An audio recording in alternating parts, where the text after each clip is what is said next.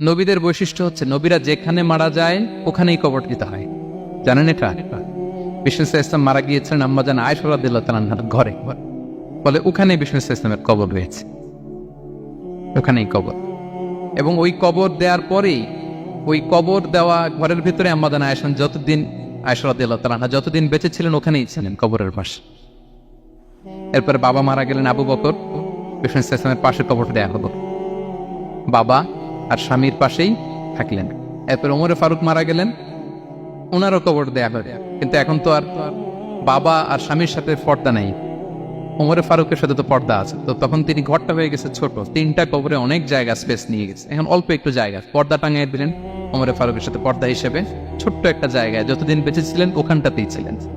ওমরে ফারুক যখন আমিরুল মুমিনিন খলিফা, তখন ছেলে আব্দুল্লাহকে পাঠিয়েছিলেন যে যাও একটা অনুমতি আগে থেকে নিয়ে রাখো আম্মাজান আয়েশার কাছ থেকে, যেহেতু ঘরটা ওনাকে বলে রাখো যে আমি মারা গেলে যেন আমার 2 বন্ধু মুহাম্মদ সাল্লাল্লাহু আলাইহি ওয়াসাল্লাম এবং আবু বকরের পাশে যেন কবর দেয়া হয়।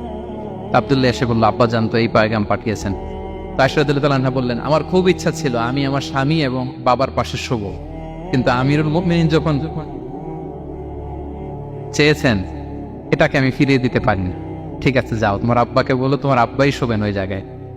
আচ্ছা, তো ওমরে ফারুক আপনারা জানেন অ্যাসাসিনেশনে ইন্তেকাল করেছেন, আত্মাইর আঘাতে, ছুরিকাঘাত করা হচ্ছে, কয়েকবার স্টেবিং। এত জখম হয়েছে, দুধ দিলে ওই জায়গা দিয়ে দুধ বের হয়ে যায় না, বীজ পানি দিলে বের হয়ে যায়। তো সবাই বলল, আমিরুল মুমিনিন আপনি এবার ওসিয়ত করেন, কে হবে আপনার পরে লিডারশিপ, কে নিবে? মুসলিম উম্মাত অনেক বড় হয়ে গেছে। তখন তিনি ওসিয়ত করলেন এবং ছেলেকে আব্দুল্লাহকে আবার বললেন যে আব্দুল্লাহ আবার যাও, যে আম্মাজানের থেকে অনুমতি নাও। বলতেছে অনুমতি না নিলাম আর অনেক আগে, উনি তো বলছে আপনি মারা গেলে ওখানেই শোবেন। বলতেছে না, তখন আমি আমিরুল মুমিনিন ছিলাম, এখন তো কিছুক্ষণ পরেই মারা যাবে, এমন হতে পারে আমার ভয়ে বা লজ্জায় তখন অনুমতি দিচ্ছে, এখন আর দিবেন, আবার যাও।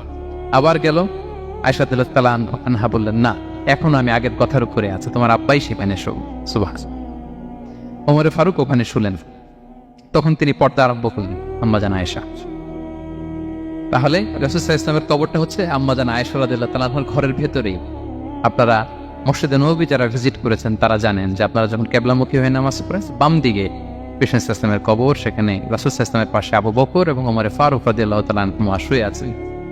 রাসূল সাল্লাল্লাহু আলাইহি ওয়াসাল্লামের কবর থেকে মিম্বার পর্যন্ত এই পুরো জায়গাটা রাউদাতুম মিন রিয়াদিল জান্নাহ, দুনিয়ার বুকে জান্নাতের একটা টুকরা।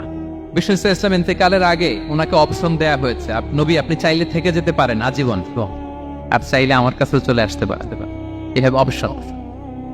বিষ্ণু সাল্লাল্লাহু আলাইহি ওয়াসাল্লাম তার রবের সাথে সাক্ষাৎকে চুজ করেছেন এবং ইন্তেকালের আগে তিনি পড়েছিলেন, আল্লাহুম্মা গফিরলি ওয়ারহামনি ওয়ালহিকনি বির রফিকিল আ'লা, আল্লাহ আপনি আমাকে ক্ষমা করুন, আল্লাহ আপনি আমার প্রতি রহম করুন, আল্লাহ আমি আপনার সান্নিধ্যে যেতে চাই, পৃথিবীতে থাকতে চাই। অপশন দেওয়া হয়েছে, আপনার অপশন দেওয়া হবে, হ্যাঁ চাইলে আজীবন থাকেন। আমরা অপশন পেলে তো বলতাম আল্লাহ যা হয়েছে এখানেই থাকতে চাই, কি বলেন? বিষ্ণু ইসলাম বলেছেন ইলা রফিকিল আ'লা, আল্লাহ আমি আপনার সান্নিধ্যে যেতে চাই। বিষ্ণু ইসলাম ইন্তেকাল করলেন এবং উম্মার জন্য এটা সবচাইতে বড় ফিতনা এবং পরীক্ষা ছিল, এর চেয়ে বড় কষ্টদায়ক বিষয় ছিল না উম্মার জন্য বিষ্ণু ইসলামের ইন্তেকাল। তিনি যখন ইন্তেকাল করলেন সাহাবারা পাগলের মতো হয়ে গেল। ওমরে ফারুক উনি বিশ্বাসই করে না, মানে আমার নবী মরতে পারে এটা উনি ভাবতেই পারেন। উনি নাঙ্গা তলোয়ার বের করে বলতে আরম্ভ করলেন, যে বলবে মুহাম্মদ মারা গিয়েছে আমি তার গর্দান উড়িয়ে ফেলব। পরিস্থিতি অত্যন্ত ভয়ঙ্কর। আবু বকর রাদিয়াল্লাহু তাআলা আনহু তিনি আয়াত তেলাওয়াত করলেন, ওমা মুহাম্মাদুন ইল্লা রাসূল ক্বাদ খালাত মিন ক্বাবলিহির রুসুল, মুহাম্মদ রাসূল ছাড়া কিছু নন, তার আগে অনেক রাসূল চলে গেছে, তিনি যদি মারা যায় বা শহীদ হয় তোমরা কি আবার আগের কুফরিতে ফিরে যাবে? এই আয়াত যখন তেলাওয়াত করলেন ওমরে ফারুক হাঁটু গেড়ে বসলেন। তিনি বললেন, এই আয়াত তো আমি আগেও জানতাম, অনেক তেলাওয়াত করেছি, কিন্তু আমার মনে হলো এই মাত্র আয়াতটা নতুন করে শুনলাম, এই মাত্রই বোধহয় কোরআনের এই আয়াতটা নাজিল হয়েছে। সাকিফায়ে বনু সাঈদার মধ্যে সবাই বসে আবু বকর রাদিয়াল্লাহু তাআলা আনহুকে খলিফা হিসেবে নির্বাচিত করা হলো। বিষ্ণু ইসলামের ইন্তেকাল শেষ, গোসল দেয়া শেষ। আমরা যেমনি মারা গেলে আমাদের জামা খুলে অন্য একটা জামা পরিয়ে গোসল দেয়া হয়, বিষ্ণু ইসলামের ক্ষেত্রে এটা হয়নি, ওনার গায়ের জামা খোলা হয়নি, যে জামাটা ছিল ওই জামাটার উপরে গোসল দেয়া হয়েছে, ওনার ইউনিকনেস। এবং বিষ্ণু ইসলামের জানাজার নামাজে কেউ ইমামতি করেনি। কে হবেন ইমাম? উনিই তো ইমাম, গোটা বিশ্বের ইমাম, ঠিক কিনা বলেন? কে হবে ওনার জানাজার ইমাম? কেউ না।